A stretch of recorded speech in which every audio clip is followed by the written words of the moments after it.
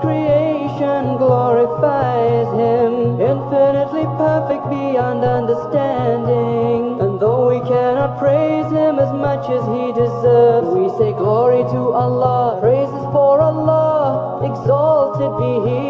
He is worthy of all praise anyone could ever speak, in thankfulness for all the Former most dangerous and notorious Italian gang leader, Vince Focarelli, who has survived 6 attempts on his life, including one in which his son was killed, has changed his life, changed his name to Abdul Salam, embraced Islam, and became a Muslim. Vince Focarelli, who has opened a restaurant in Carrington Street, has revealed how he has got his life back on track. He is now feeding the homeless and donating to the needy. Abdel Salam was the reason that too many people convert to Islam, and he is the reason that his Muslim friends became more devout.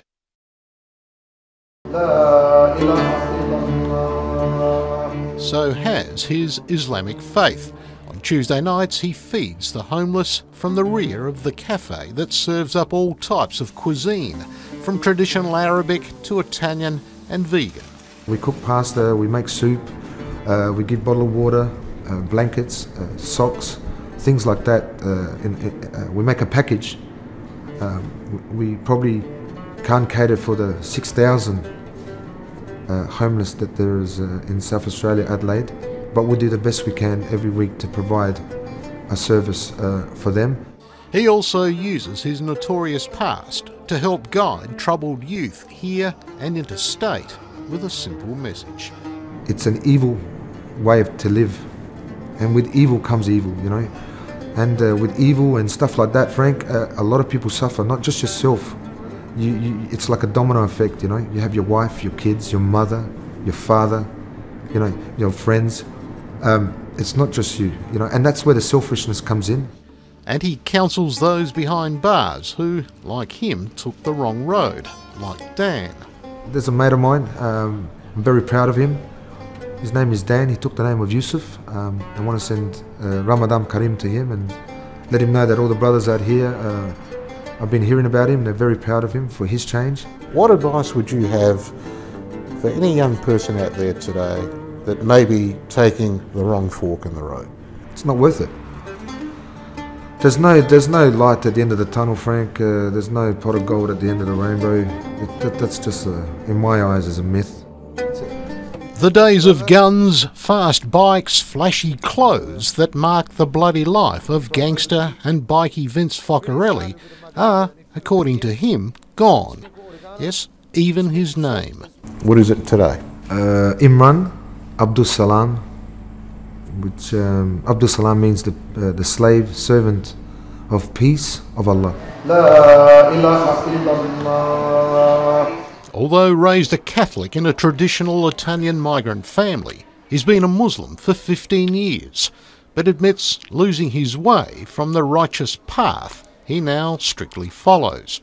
I chose that life the way it was meant to be lived, you know. I didn't make any excuses. I did what I did. He hopped out of the back seat and then fired a number of shots into the car. Giovanni in the passenger seat was killed.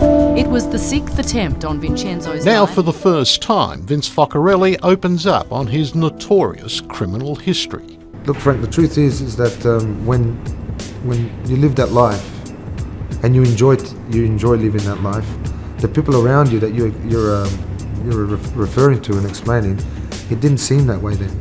It felt normal. That, you know, that way of life was normality. Surviving 6 attempts to kill him. You've been a very lucky man. I've been a blessed man. Not a lucky man, a blessed man. Both Focarellis were hit several times. The shooting murder of his stepson Johnny. Did you feel that you wanted to take some kind of revenge, retribution? Absolutely. For those? Of course, Frank. But I think that's for everyone would have that first instinct, you know, when it comes to things like that. Especially in that life, you're required. You know, it's like a requirement of it. And his redemption. You could never go back to that. Never, Frank.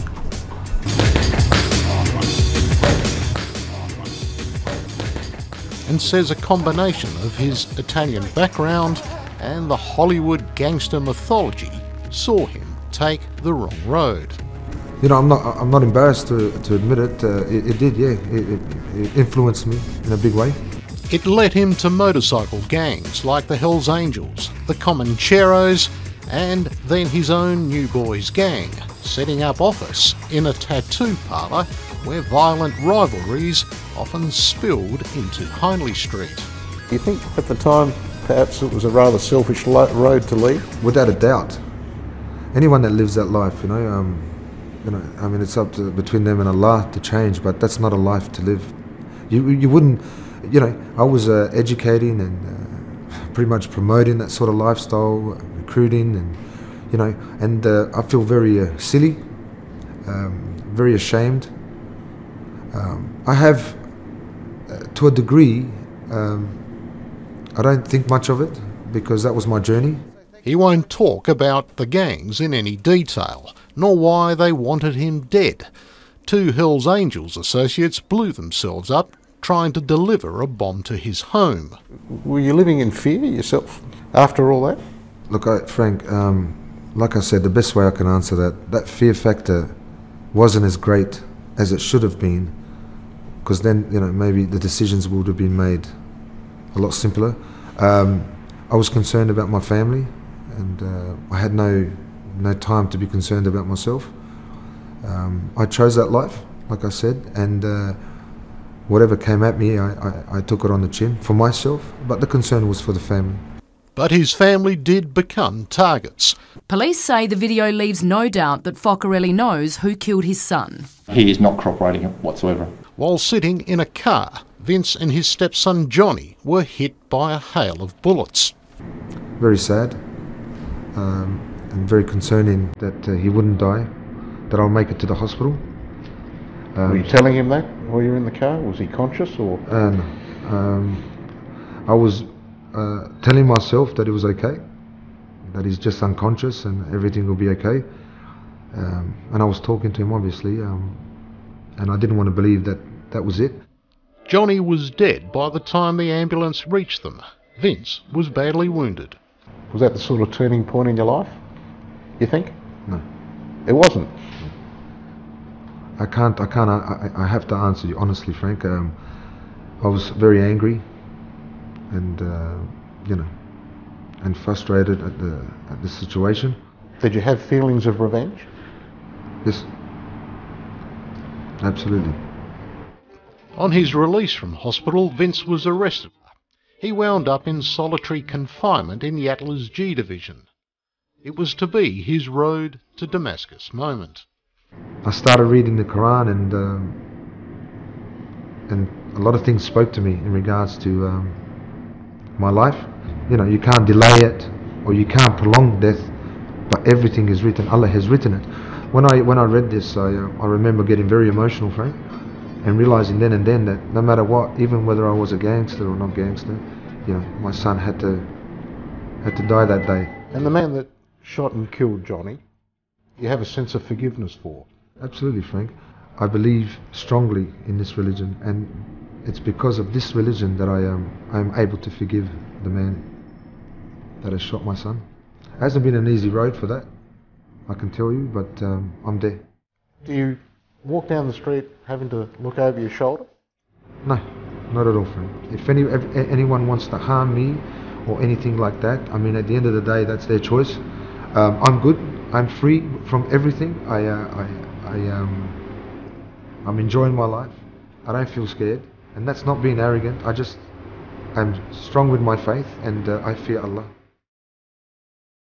The ongoing legacy of Vince Focarelli's story shows the power of Islam that managed to change him from being a gang leader to an excellent example of a truthful, generous, and an honest man. May God protect him, guide him, and strengthen his faith. Allah is more exalted than heaven and earth. His pleasure more important than the raging sovereign war. Allah is greater than any praise we make of men. So in word and deed and prayer we say, Allahu Akbar, Allahu Allah.